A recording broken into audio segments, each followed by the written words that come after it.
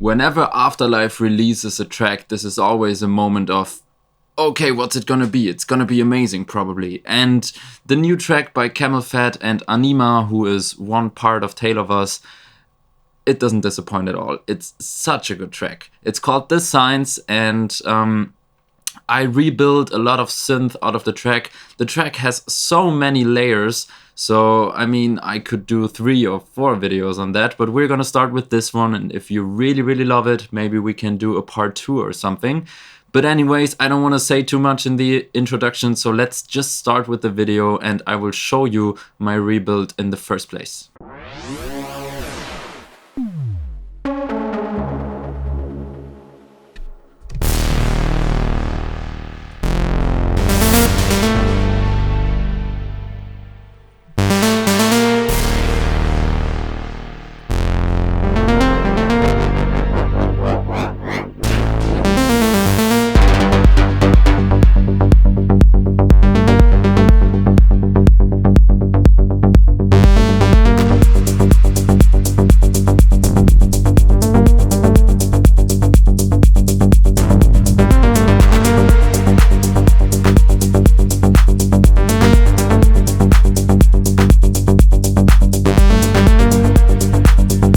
So at this point in the track, there's already like a second synth coming in and some pads starting and everything. So as I said before, we want to have a focus on especially this part, and this could already like take your whole day to think about how it works.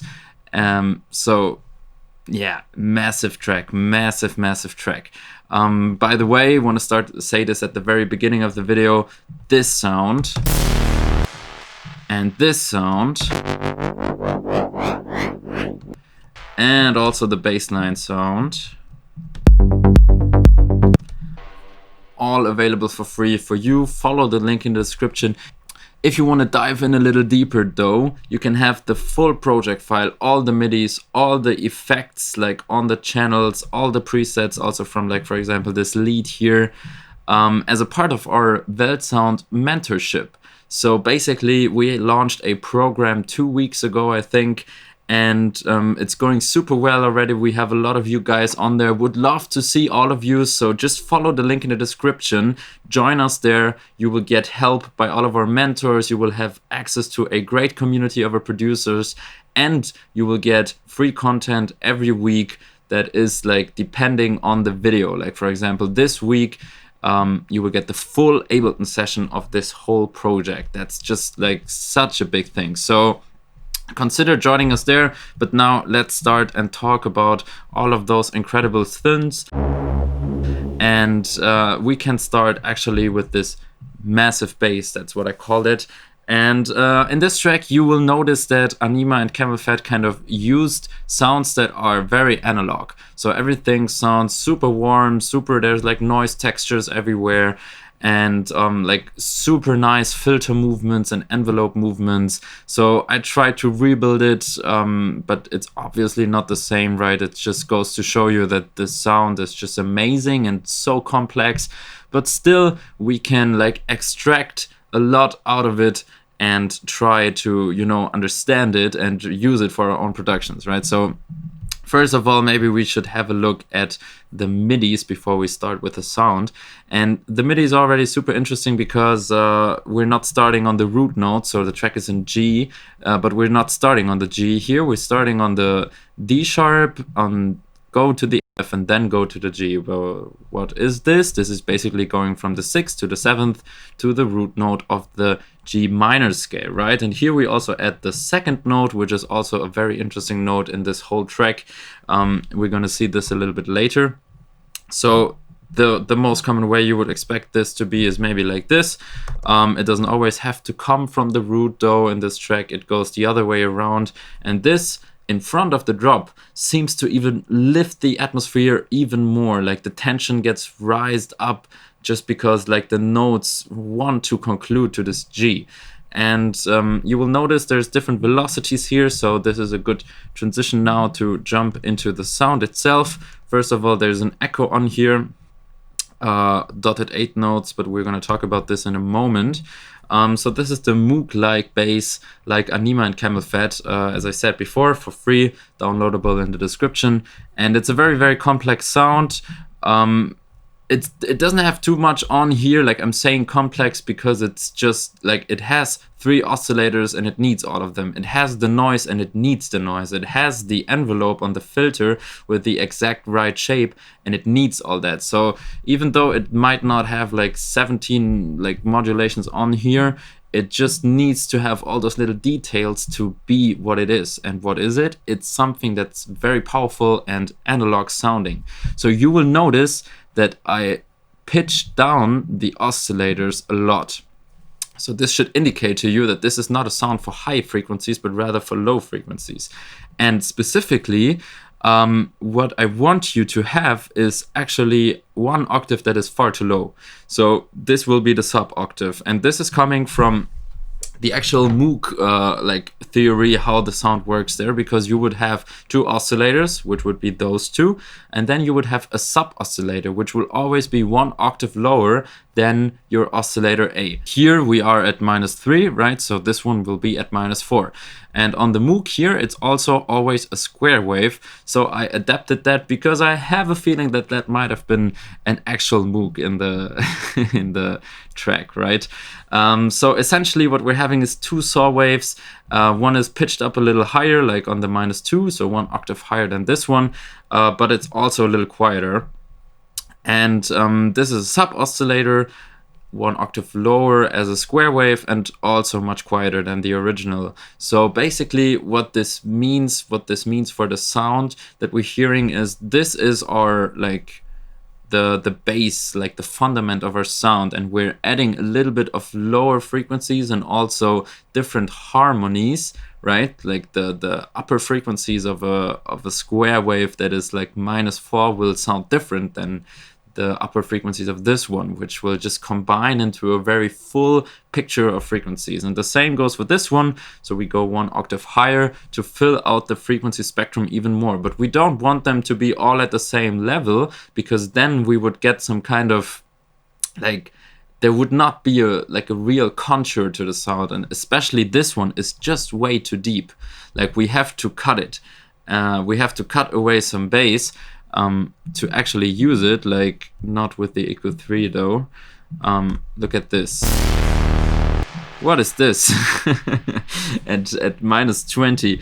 So recently you guys pointed out in the comments that it's very, very like difficult to use the EQ8 for those hard cuts in the bass, and I agree 100% on that. Like, you guys said that it's better to use the FAB filter because it has the linear phase mode or natural phase mode, and that's all completely true. But I just want to say that one time in the video here.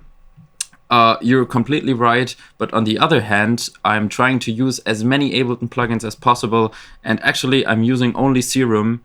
And that's it. Like, I'm only using Ableton so everybody can use it. Like, everybody who downloads the project file, for example, or everybody who wants to rebuild this, you know, for himself, can actually do it. So just saying that once, right? Totally right, the whole phase thing, but still gonna do it with the EQ8 here, so everybody can use it, right?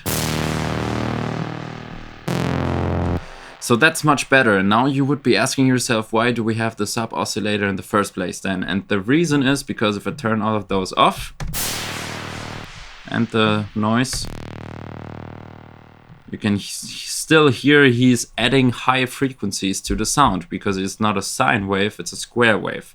So, and the combination of those like higher frequencies coming from the sub and the higher frequencies coming from the oscillator A and B make up for a very, very nice and also analog sounding spectrum in total, right? So this is the sound. Notice that we have some fine tune here and there to make it all like move a little bit in the phases, and also note that the sound is it's working in front of the drop, and it's like there to be super massive, and then it's also gone. Like it won't be the main sound of the track. So you can treat it differently. Like it doesn't have to fit in with the kick and bass, for example. It doesn't have to fit in with everything, but rather it will take the whole stage for itself when it's playing, and then it will be gone again. So those kind of sounds are the most fun because you can give them everything, like big sound, and then it's no problem for you at all to mix this within your drums or something. Anyway, I'm drifting away a little bit. We have an envelope on the filter, and yeah, let's have a brief look at the matrix here, because the velocity controls the filter. This is one of the most important ones. We also have the noise modulating the filter just a little bit to give it this kind of crispiness and like a little bit moving in the cutoff frequency. But mainly what we need here is the velocity, because you can see we use different velocities here. Note though that the velocity is not linked to the amp, because this is only like I use the velocities only to control the filter, because I was like not feeling drawing automation lines for that, but rather just using something automated. And we have a very long envelope too.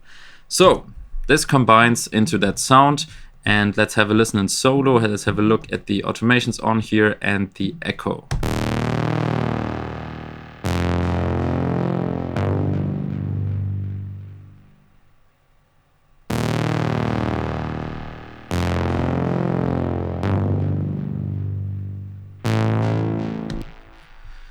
So you can basically hear the echo. It also, like, I automated this to fade it out in this part because it gets a little bit in the way of this sound, and also doesn't need to be there in the first place. And notice that I also automated the noise level. Hope you can see this here, right down here as well.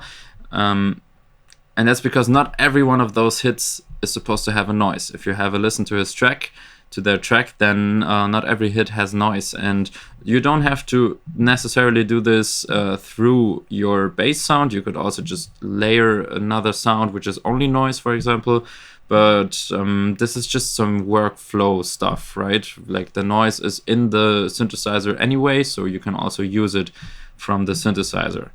And yes, this is already like everything about this sound already. Like it just sounds so massive because it's so super deep, and like all the three oscillators combined work very well.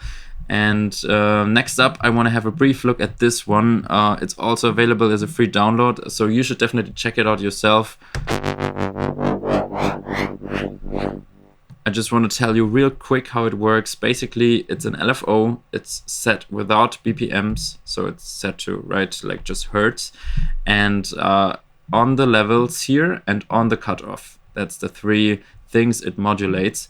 And on the rate here, we have this very long envelope too, which changes the rate from faster to slower. So this is why it sounds like this. Then you can see the cutoff is automated, because in the original there's like more higher frequencies at this point. So I wanted to have this automation here. And one really important thing is the hyperdimension. And I said it before, you should definitely check the presets out for yourself to understand how this works here. And for the last one of those bass sounds, this one here, so you might remember this video I made about Running by Anyma, and in this track he actually uses almost the exact same sound on the drop, with almost the exact same pattern. It's just a little different in the sound. You can check it out for yourself. Some FM in here, and yeah, working very well, obviously. Super powerful, and also still like moving. I mean, the perfect combination, just insane. How this works. So now let's have a look at this sound and those MIDIs also, like everything. It's so interesting because it's definitely kind of the main sound of the track, I would say. And it's actually also not too much of a complicated sound. If we have a look at this, saw wave, square wave, one loud, and the saw wave also quieter, like the exact same concept, which again is coming from like how you would use the Moog maybe. And some filter, a lot of like modulations, like velocity and everything, Still not too much though, as you're seeing. Like, I mean, velocity also like controls the envelope here, but also the amp, and a little bit of noise as well.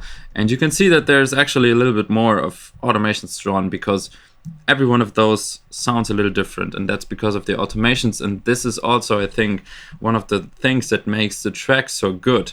And now let's have a listen to this, maybe like only the first 4 in solo, to see and to hear how different all of them sound and how important this is for the track. So, because oftentimes you would have your lead in a like certain setting, and then you would have midis, and then you would just be like, okay, that's it. But this is the perfect example how to alternate the midis a little bit. Like you can see, it always looks kind of similar, but still different.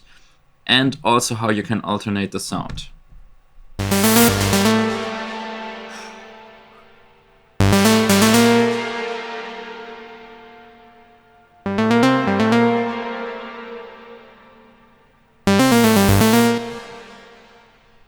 Okay, they're all a little different. This one is by far the most powerful. Oof, I love it. A lot of noise, everything is open, sustain is up, like you can see down here what's automated.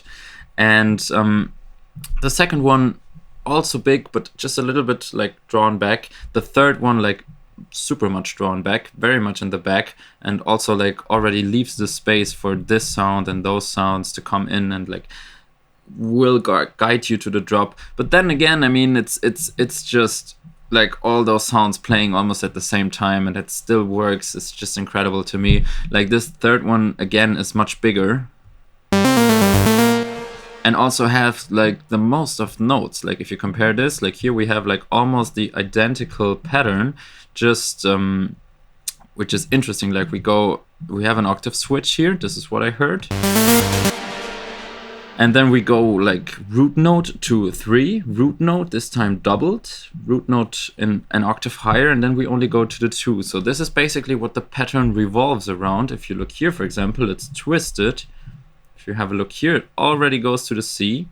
And here we also have the C, but you know, we go down and then we go back up. So it's always revolving around the 1, 2, and 3 of the scale and which note is playing. So this is like just the perfect lesson to learn how to evolve melodies. Like all those different patterns, they are kind of from the same like thing, but still make up for something completely different. And you will notice that there is a big reverb on there. It's this one. It's like some shimmer reverb, sidechain to itself, like pre-FX, which means we can have a look at this briefly. It's a cool technique.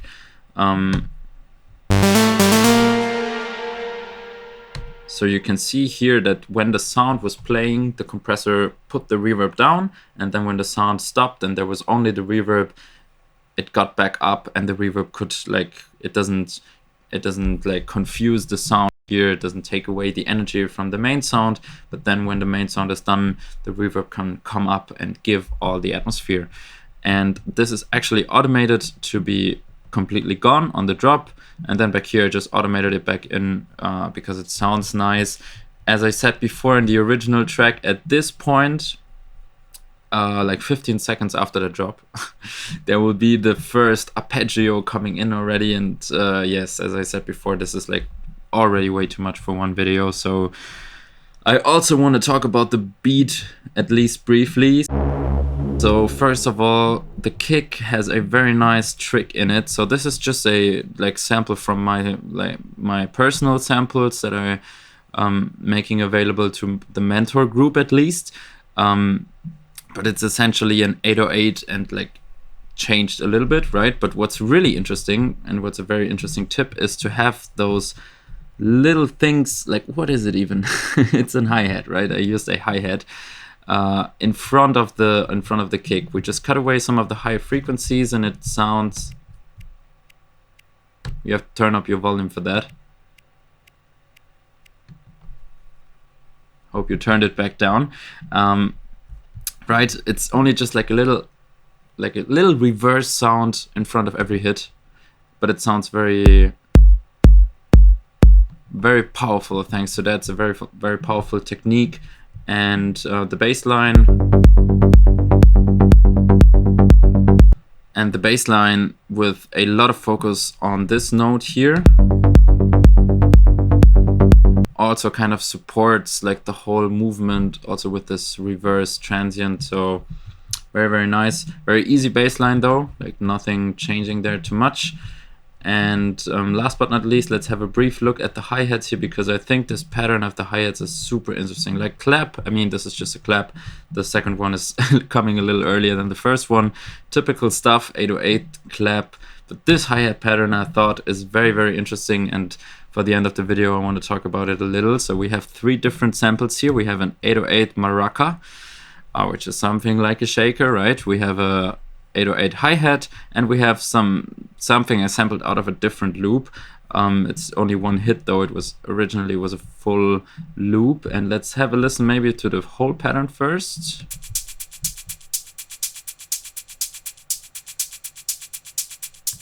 So you can hear the rhythm, right? Taka taka taka taka tung, taka taka taka taka taka taka taka tung, something along those lines. Essentially, on the third hit here, we have like a little accent and then a little gap. And this accent and little gap between the claps makes up for such a great rhythm. And yeah, we can have a listen to all of it again.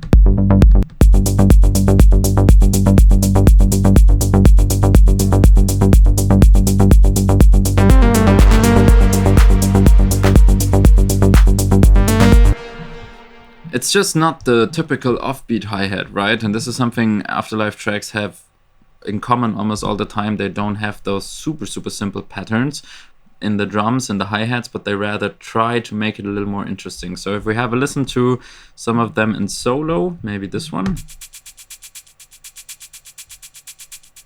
Right, he's the one giving the groove that I mentioned before. It's just an offbeat hi-hat, by the way. Nice little trick. It's actually that short, but if you add this vocoder, use noise as a carrier here. We had a vocoder video. I will link it up here as well, but that was a different type of vocoder video. Still interesting, but here it's used differently with the noise, and then you can shape it a little bit with the bands the way you want it, and you give it a little bit of release. You can actually just give your hi-hat a tail. And if you like, I mean, this would be a very nice automation in front of a transition, right? For example, I mean, from the top of my head, let's go like this, for example.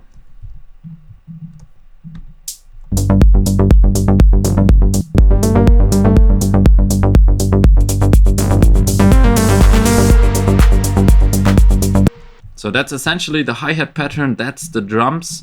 I hope you liked this overview of Anyma's and CamelPhat's new track, The Sign. So I hope you liked this little walkthrough. It's a very complex track, so I couldn't cover all of it. I tried to cover like the most important synth for you, basically, and also wanted to show you really a lot about this bass synth. But if you want to see more about this track, just let us know in the comments and we will do our best to, yeah, make that happen. Until then, guys, have a good time and keep making music.